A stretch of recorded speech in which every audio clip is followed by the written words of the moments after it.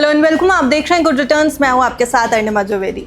23 फरवरी 2026 private banking sector से एक बड़ी खबर आई। आईडीएफसी फर्स्ट बैंक ने खुलासा किया कि उसके चंडीगढ़ ब्रांच में हरियाणा सरकार के अकाउंट से 590 करोड़ रुपए का फ्रॉड हुआ है। अब ये खबर ऐसे समय में आई जब प्राइवेट सेक्टर बैंक पहले ही स्लो डिपॉजिट मोबिलाइजेशन से जूझ रहे हैं, और इस खबर के बाद अब डर ये है कि अगर गवर्नमेंट बैलेंस का कुछ हिस्सा भी बाहर निकलता है तो प्राइवेट बैंक्स पर प्रेशर और ज्यादा बढ़ सकता है। तो इस वीडियो में चलिए आपको ये बता देते हैं कि एनालिस्ट इस पूरी सिचुएशन पर क्या कह रहे हैं और फिलहाल प्राइवेट बैंक्स पर कितना दबाव है। देखिए, एनालिस्ट तो साफ कह रहे हैं कि लो कॉस्ट कासा डिपॉजिट्स का माइग्रेशन पब्लिक सेक्टर बैंकों की तरफ हो सकता है, खासकर उन बैंकों की तरफ जिनकी गवर्नमेंट बैंकिंग में मजबूत पकड़ है, जैसे कि स्टेट बैंक ऑफ इंडिया और Punjab national bank. Macquarie capital के financial services research head Suresh Ganpati की माने तो प्राइवेट सेक्टर बैंक्स में गवर्नमेंट डिपॉजिट्स पर अब ज्यादा स्क्रूटनी होने वाली है और मीडियम टर्म में कुछ बैलेंस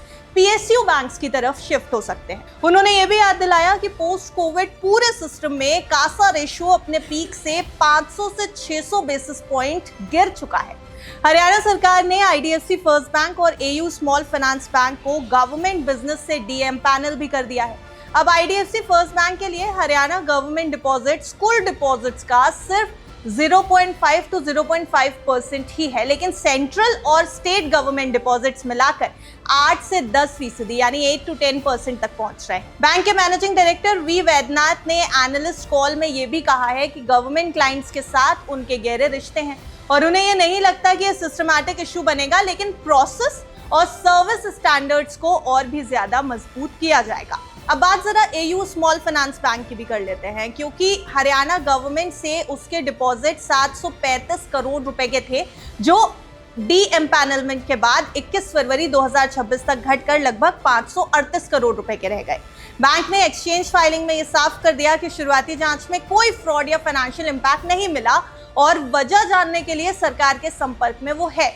साथ ही एयू ने यह भी बताया कि रिलेटेड गवर्नमेंट अकाउंट्स एक बड़े प्राइवेट सेक्टर बैंक से 25 करोड़ रुपए के शुरुआती क्रेडिट के साथ खुला था। फिर आईडीएफसी फर्स्ट बैंक से 47 करोड़ रुपए की एक्स्ट्रा क्रेडिट आए। इनमें से करीब 47 करोड़ रुपए 14 ट्रांजैक्शंस के जरिए कस्टमर अकाउंट में ट्रांसफर हुए, जो संबंधित विभाग द्वारा ऑथराइज थे। बैंक के पास account opening forms, KYC documents, transaction instructions और वेरिफिकेशन रिकॉर्ड समेत पूरा ऑडिट ट्रेल मौजूद भी है। अब आइए एक और एनालिस्ट रिपोर्ट पर। आईआईएफएल के सीनियर वाइस प्रेसिडेंट रिकन शाह के मुताबिक अगर डिपॉजिट आउटफ्लो हुआ तो संभावित फायदा पंजाब नेशनल बैंक को मिल सकता है, जो हरियाणा में स्टेट लेवल बैंकर्स कमेटी का कन्वीनर है, और इसके साथ ही कैनरा बैंक और यूनियन बैंक ऑफ इंडिया जैसे पीएसयूज बैंक भी प्रॉफिट में रह सकते हैं। प्राइवेट लेंडर्स जैसे कि एचडीएफसी बैंक, आईसीआईसीआई बैंक और एक्सिस बैंक को भी इंक्रीमेंटल फ्लोज मिल सकते हैं। इसके अलावा गवर्नमेंट बिजनेस घटने से एजेंसी कमीशन इनकम पर असर पड़ेगा, जो रिजर्व बैंक ऑफ इंडिया द्वारा गवर्नमेंट ट्रांजैक्शन संभालने के बदले दी जाती है। अब आरबीआई ने भी ये साफ किया है कि 590 करोड़ के इस मामले में कोई भी सिस्टमैटिक रिस्क नहीं है, लेकिन ये घटना बैंकिंग सेक्टर में ट्रस्ट और स्क्रूटनी के मुद्दे को जरूर सामने ला रही है।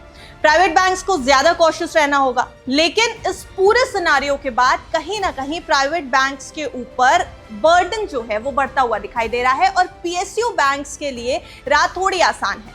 तो अब सवाल ये कि क्या आपको लगता है कि गवर्नमेंट डिपॉजिट्स का झुकाव अब पीएसयू बैंक्स की तरफ और ज्यादा तेज होगा? क्योंकि अगर इसका जवाब हाँ है तो पीएसयू बैंक्स शेयर मार्केट में भी अच्छा परफॉर्म करते नजर आएंगे, जबकि प्राइवेट बैंक्स पर दबाव होगा। तो आपकी जो भी राय है कमेंट बॉक्स में जरूर बताइए और देखते रहिए गुड रिटर्न्स।